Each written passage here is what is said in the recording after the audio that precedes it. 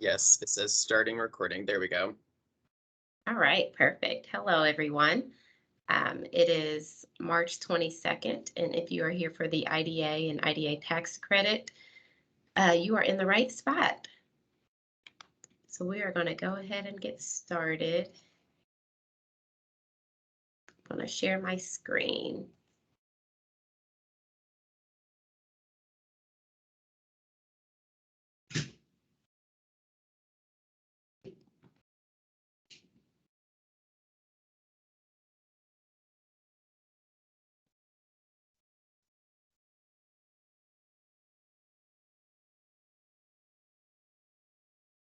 All right, can everyone see the PowerPoint? I can't Yep, see looks good. anyone. You can see it? Okay. Yes. Is it big enough for everyone to see?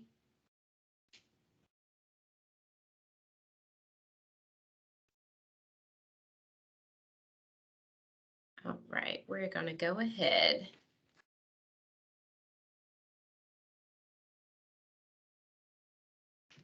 All right, so we are here for the IDA and IDA tax credit application webinar for 2022. I'm Desiree Island. I'm the Community Programs Manager for the IDA and NAP program here at IHCDA. All right, so today we're pretty much going to do an IDA summary and an IDA tax credit summary just for those new administrators. We're just going to keep it as more of a broad overview, and these slides will, our goal is to get them posted by the end of the week on the IDA website. Then we'll give a chance for anyone to ask any questions they may have until we dive into the application overview. And then we'll discuss, there's just a few manual updates I'd like to address at the end of today's training. And as always, additional resources can be found on the IDA partner site. So the IDA program, the Individual Development Account Program, is pretty much, it helps low-income families achieve some self-sufficiency and some economic stability through the purchase of assets. As many of you know, most of these purchases can be education related, expanding a small business, purchasing a residence in Indiana, home repairs, or purchasing a vehicle.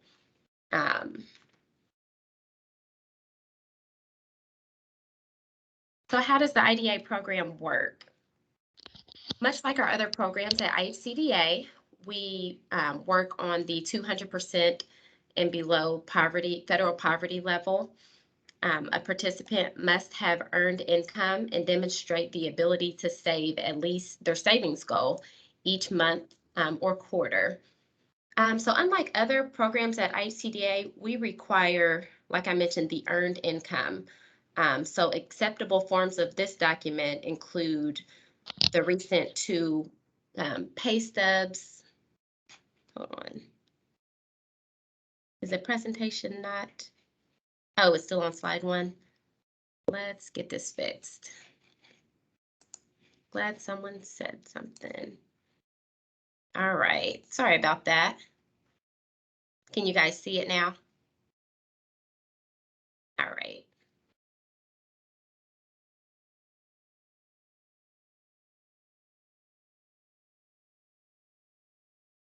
None of the information is popping up, which is weird.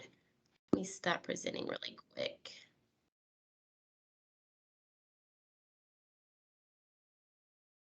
I'm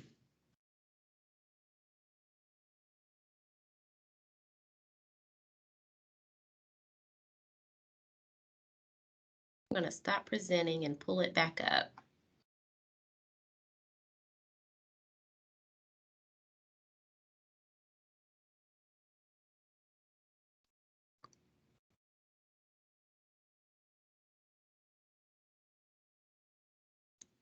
All right, does this look better, Joe?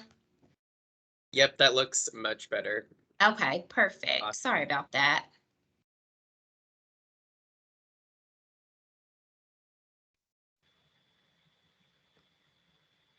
So like I mentioned, we must have that earned income. So we can receive 2 weeks of the pay stubs or a copy of the most recent federal tax return. So in summary, the participant saves $500 per year and is matched at a 3-to-1 rate with $1,500 total savings. And then if the participant can save that $1,500, we'll match them up to $4,500, totaling in $6,000. IHCDA can only match up to $2,400 per program year. So anything above that will have to wait until the next program year. And our program years do run July to June.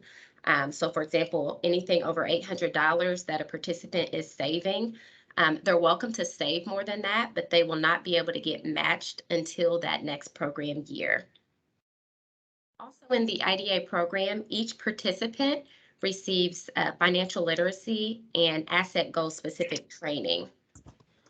So for example, for a home buyer who has a goal to buy a new home, they could take a general financial education course like developing household budgets. And then for their asset specific training, they can take the home ownership counseling, the down payment and closing cost assistance. Additional program training requirements are also listed on in the manual. So what are the IDA administrator responsibilities? So the program outreach is very crucial to this program to get the right crowd, to get the right, to recruit the right amount of people to do this program.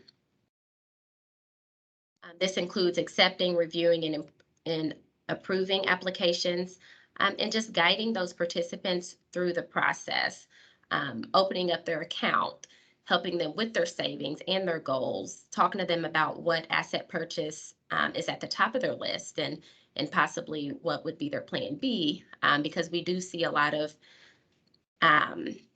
participants change their goal because life does happen.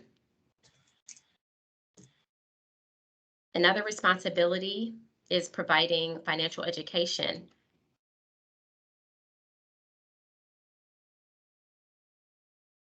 So for the participants, they're going to have two accounts. They're going to have one for savings and one for match. The same for the administrator accounts. They're going to have two accounts. They're going to have the admin account, and then they're going to have their account for matching. And like all the other programs, they're going to make the claims through online ihcda.in.gov.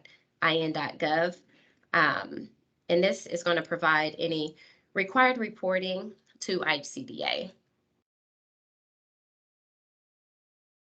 We're also going to ask that the administrators continue to manage these partnerships with banks and financial institutions, continue to make those connections with educational providers in their community. Also, at the beginning of this program year, we're going to have more claims trainings for IDA just to ensure administrators know how to properly navigate the claims process, because it does get confusing, especially if you're a new administrator.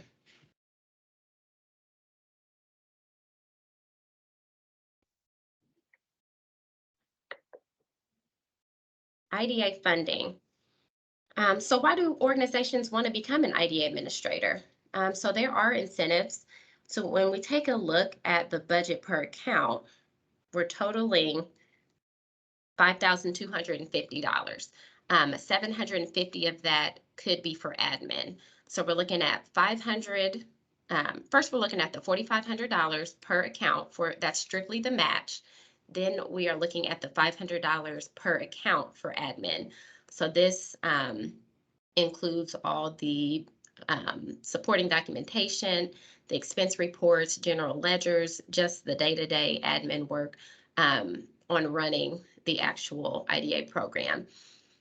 So you can, as an administrator, you can earn up to $250 per account in additional admin, $150 for the first asset purchase, and then for the graduating participants, that's another $100. And it's outlined in our manual, but the participant must use at least $4,200 in that match in order to get the graduation participant budget. We still do require the account closeout forms just to ensure the accounts are closed out. So the IDA tax credit. So it works similarly to the regular IDA program, but there are some differences. Administrators don't have to go in the claim system to make claims. So the funds for admin and match come from distributing tax credits to individuals in exchange for a donation. Admin budget can also be higher as opposed to the regular IDA program. They can claim up to 20% within a year. So like I mentioned, it's a tax credit program, so 50% is the credit. So if you have a $2 donation, the credit would be $1. The reporting is also different. So we have to send our information to the Department of Revenue in every January. So we ask for twice a year from the administrators to submit their track sheets just so we can know who the donors are and collect all of that information in preparation for tax season. And this is only for Indiana.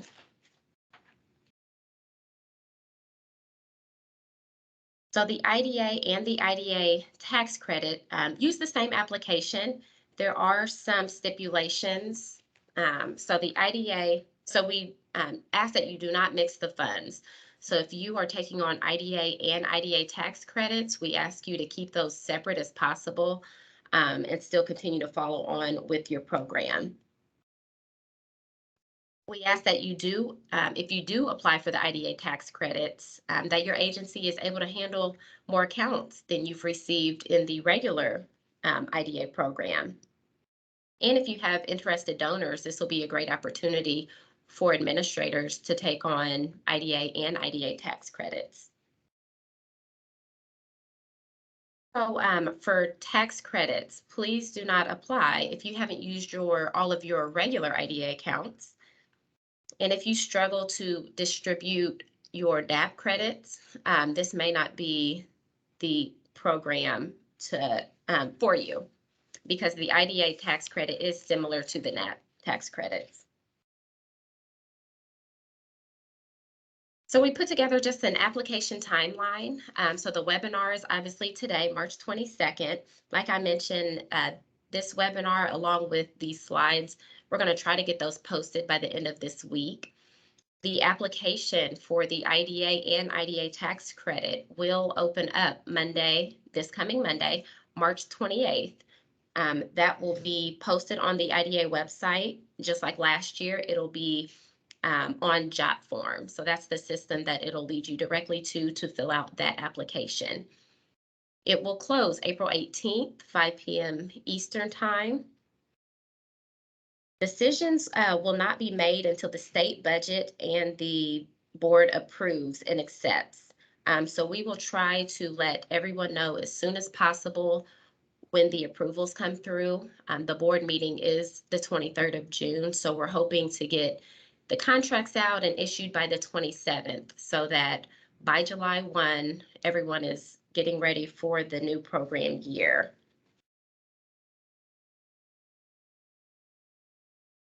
All right, any questions on the first half, just kind of broadly reviewing the IDA and the IDA tax credits?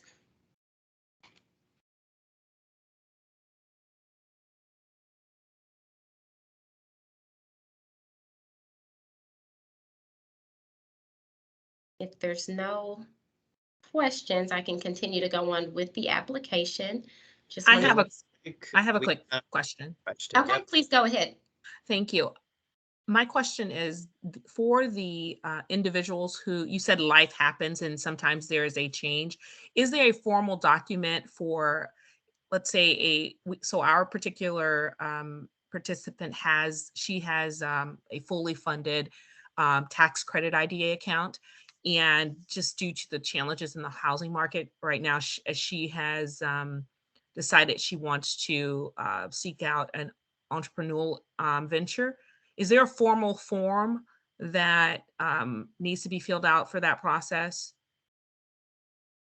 So there's not a right now, we don't have a formal form if participants want to change their asset goal. However, if they change it from buying a house to, like you mentioned, starting a small business or even purchasing a car, we do ask that the administrators work with the participant to ensure they're taking the appropriate asset training with Sure. that shift. So Yes. he or she would need to take that specific asset training for the Right. business. Yes. So Yes, we no, have a no. local, yes, we do have a partnership with a local enterprise center here for that. But I just wanted to make sure there was like what if there was something on my end I needed to submit. Okay, yeah, no, at this time, just keeping documentation of that asset change and making sure she's up to date with the trainings. Wonderful. Thank you. You're welcome. We have another question from James. He asks, how many accounts an agency can request for this year? And then what is the max number of accounts IHCDA is expecting to give this year? Okay, so we're going to get into that actually when we get to the application. So it really just depends on if you're a new agency. I believe the max is 5 slots you can ask for. And I don't have an answer for the second part of the question of the highest number IHCDA is giving out this year, but I can get that to you.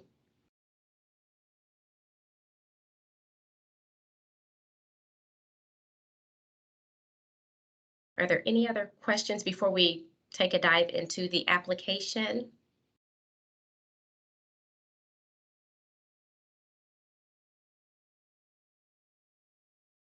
All right, and then we'll also give another opportunity for questions at the end. Okay, so the applications, like I mentioned, they open this coming Monday, the 28th. They're going to be very similar to last year's IDA and IDA tax credit applications. It's going to ask for all the organizational information. We do ask that when you're filling out the names and the emails, please ensure that the IDA contact person is going to be the main contact, meaning that person's also going to make the claims in our claim system because we do have to ensure they have access to file the claims with our claims department with the right email. I know we ran into that a little bit last year. And then organizational eligibility, there's going to be exactly the same as last year. You're going to have to upload some documents. Check some boxes just to make sure the confirmation that your agency is in good standing.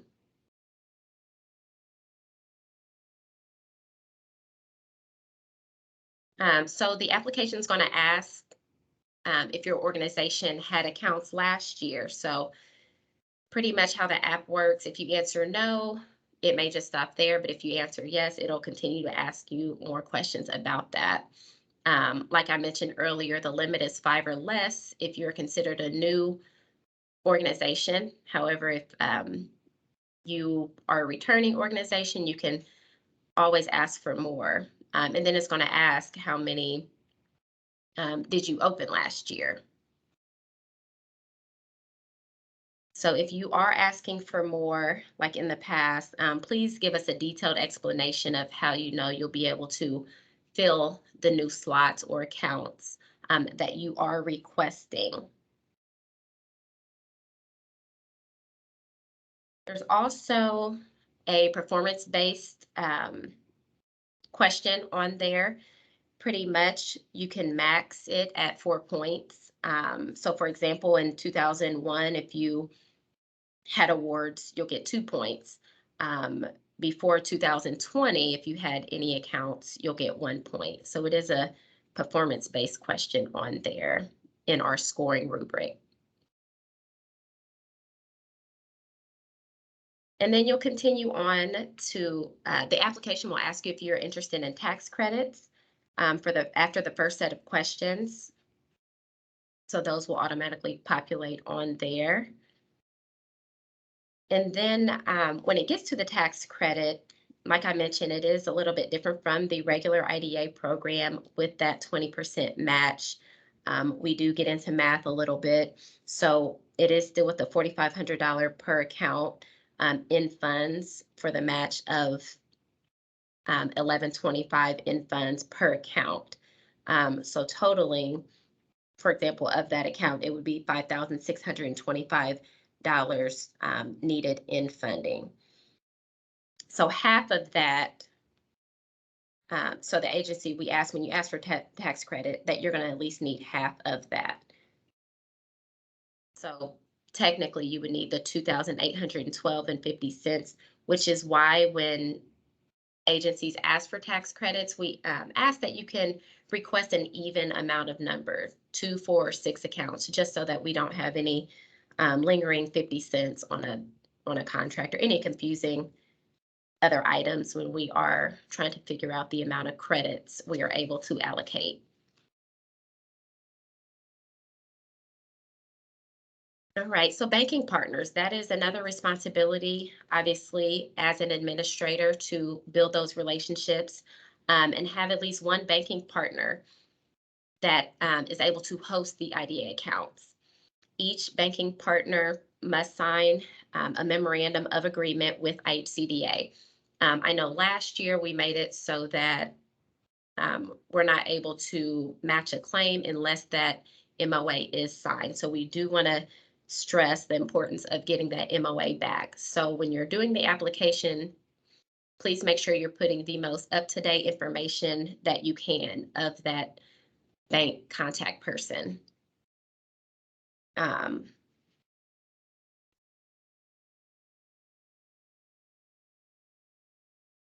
more scoring questions. So you must earn a 60 out of 100 to receive the award. Please be specific in the narratives. So continue to talk about your mission, the projects you have coming up. You can also name the previous IDA rounds you participated in. It's going to ask the counties that you serve, just like last year, and the counties that you plan on doing outreach to. So the office building may be in one county, but where do you want to navigate more outreach in? So just try to be specific as possible.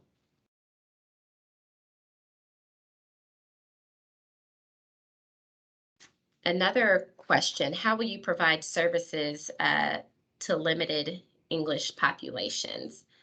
That will come on there.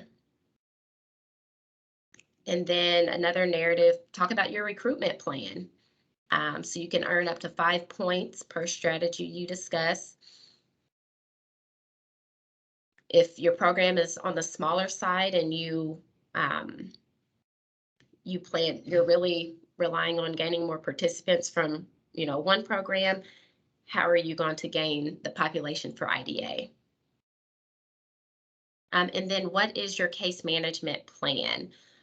So when this question comes about, if you can be specific and let us know, we've even seen names in application of what specific person or title will be working case management alongside the participants, because we do know that the success rate will depend on how well the participants feel supported, who they can go to for questions. And then if you can kind of just discuss maybe what is your plan if there is turnover. I did see a lot of that and met a lot of new people. So what is your plan if the current case manager leaves your agency? Who will take over the caseload? And then I know COVID is still around. So if you plan on handling things virtually or in person, monthly or quarterly. So just describing your structure of how you're going to run the program.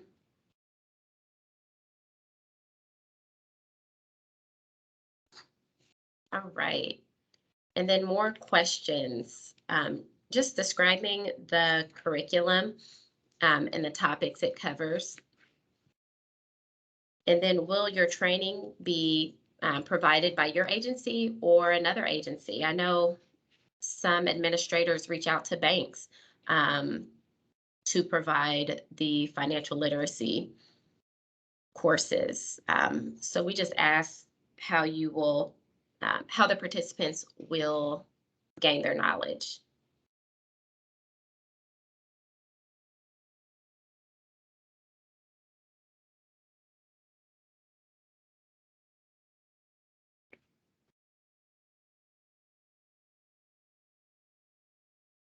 All right.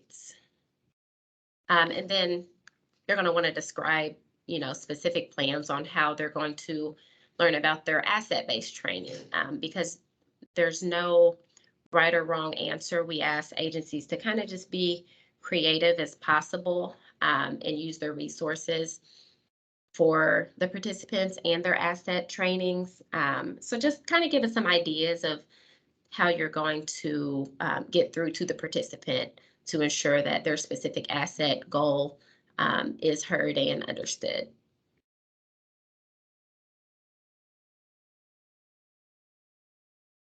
All right, and lastly, you just want to make sure everything is correct. Review your application. Please make sure the emails are on there correctly. The contact folks are on there and the telephone numbers, everything is correct on there so that when it comes to reaching back out to agencies to let them know, we do have that available. As always, you can email IDA, our IDA email if you have any questions, but you should receive a confirmation email from JotForm once you do submit your application.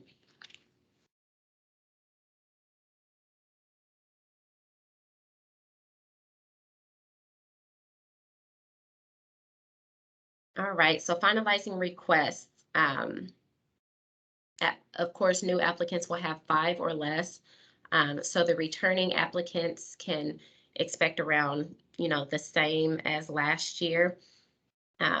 Unless, like I mentioned, you go into detail of why you're requesting more accounts. We won't know until, mid-May or later on the finalized state budget and what our board has to say. So like I mentioned, as soon as we find out and get that approval, we will be reaching out to agencies, letting you know. So there are just a few changes to this year's manual. One of the big changes are the new poverty chart that was released in January of this year. So that will be in the manual as well. Also the updated sheet, the calculator sheet will be updated with this new chart factored in there.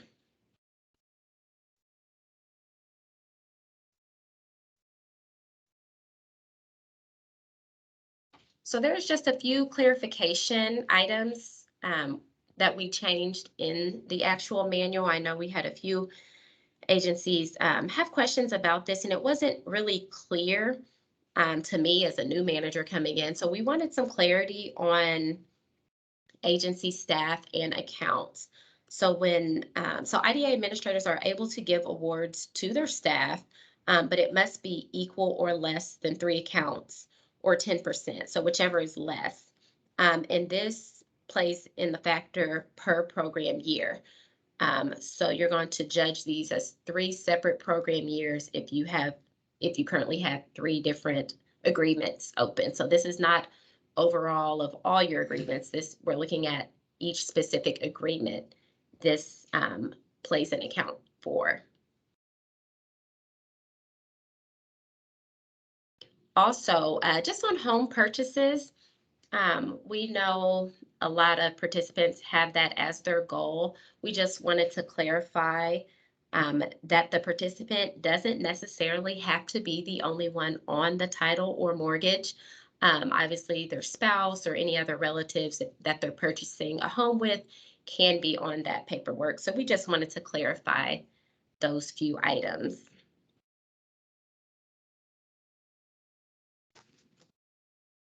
All right.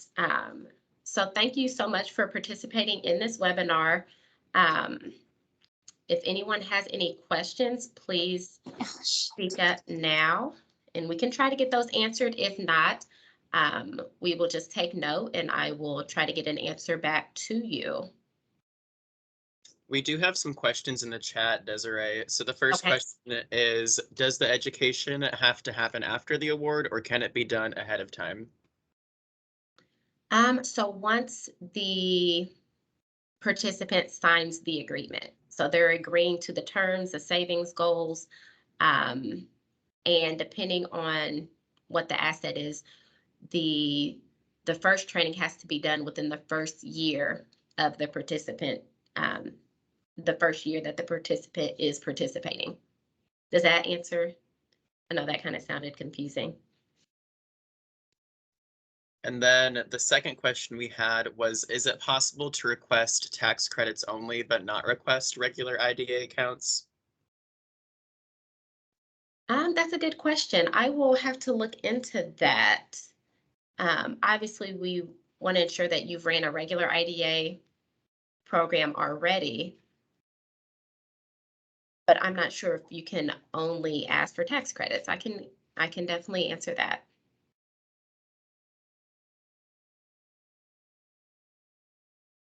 And then someone else in the chat asked, will we have access to this recording? Yes. So this recording, we're going to try to get up on I'm going to send this to our communications team, hopefully to get on our website by the end of this week, if not mid next week. I'm hoping to have the recording of this and the slides on the website.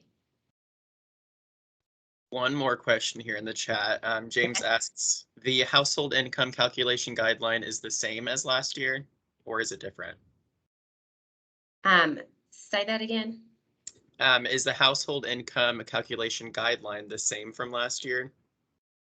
The guideline itself will be the same. However, we updated the actual document to mirror the current federal poverty numbers, but it is essentially, you'll do it the same way. Andrea asks, oh, sorry, you go. Oh, I'm sorry. All the documents that go with the manual will be updated with the manual. So we updated that document along with the match claims tool to mirror the 2022. We added that tab on there as well. And then Andrea asks, can the manual be downloaded as well? Yes, so that'll be on the website. You'll be able to download it and save the PDF to your computer.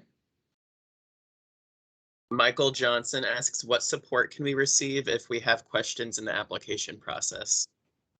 Sure. So if you can send your questions to our IDA email, we'll be sure to get a clear answer to you. The application itself will be open for 4 weeks.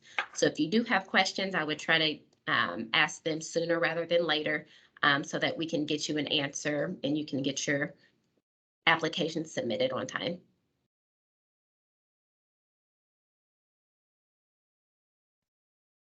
Usanda, do you have a question? I do. Thank you.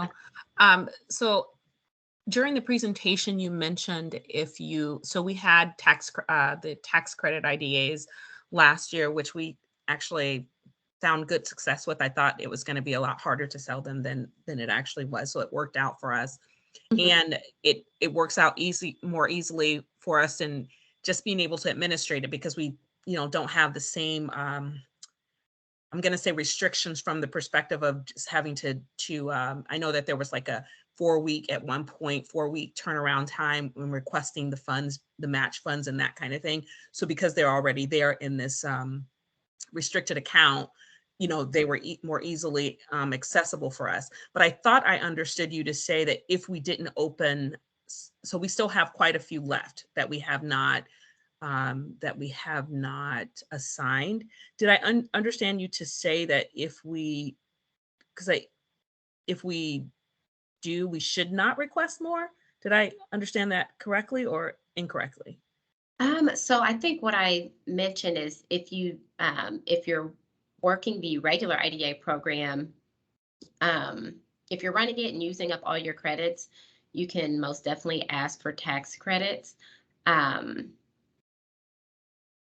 are you saying if you haven't utilized all your tax credits Yeah, just so yet? we've sold them, but we have not assigned those accounts out. We have not assigned all of those accounts out yet. We Okay. had a pipeline, but people just didn't follow through Mhm. on everything. And so, and then, once you pass that 30-day window, people don't want to start over, even though the 30-day, I mean, it wasn't because of, it was because of, their lack of follow through with friendly reminders. So Mhm. we did not get to assign, because our graduates get like first dibs on hours from our workforce development program.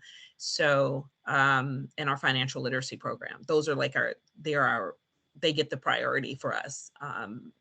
From our program. So, Mhm. yeah, that was did does Yeah. that clarify Yes, and anything? I'm not sure Okay. I have an answer for you right now, but I understand what you're asking. If you're able to ask for more, even though currently you have some open slots from the previous tax credit. So I can get an answer Correct. to you, Yasanda. Okay, thank you. You're welcome.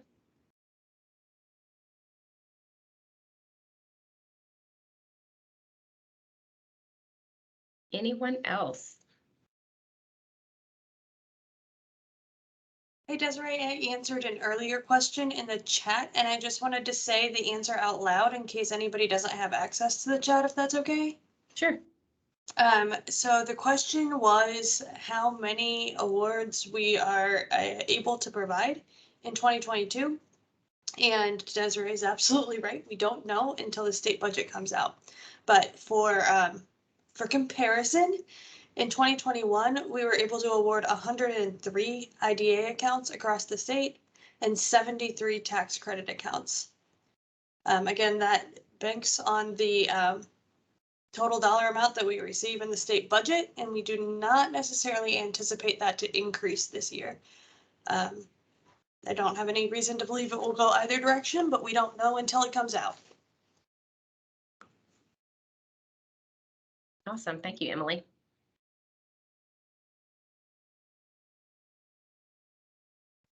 All right. Anyone else?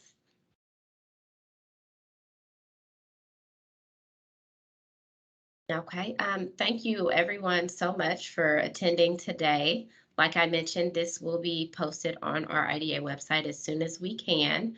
But if you have any questions between now and then, don't hesitate to send us an email and we will get back with you. All right. Thank you. Have a good day. Bye.